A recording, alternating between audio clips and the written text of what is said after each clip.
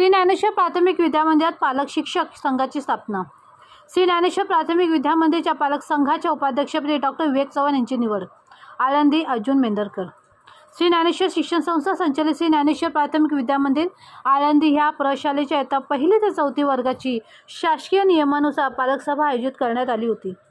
या पालक सभेत अभ्यासक्रम, शालेय कामकाज, सहशालेय उपक्रम, विविध समित्या आणि त्यांची कार्ये इत्यादीबद्दल माहिती देण्यात आली। प्रत्येक वर्गाच्या पालकांमधून प्रतिनिधींची निवड करण्यात आली। पदसिद्ध अध्यक्ष मुख्याध्यापक प्रदीप काळे यांच्या अध्यक्षतेखाली नवीन कार्यकारिणीची सभा झाली।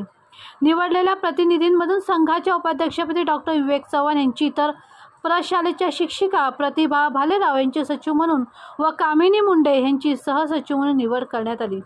यावेळी संस्थेचे सचिव अजित वडगावकर, खजिनदार डॉक्टर दीपक पाटील, ज्येष्ठ विश्वस्त LG गुंडरे यांनी निवड झालेल्या पदाधिकाऱ्यांचे अभिनंदन केले। अजित वडगावकर यांनी आतापर्यंत पालक संघाने संस्था शाळेच्या विकास कार्यात वेळोवेळी मदतकार्य केले आहे। इथून पुढेही सहकार्य मदतीची अपेक्षा व्यक्त करत शुभेच्छा दिल्या। डॉक्टर दीपक पाटील यांनी पालक संघाच्या पुढील वाटचालीस शुभेच्छा दिल्या।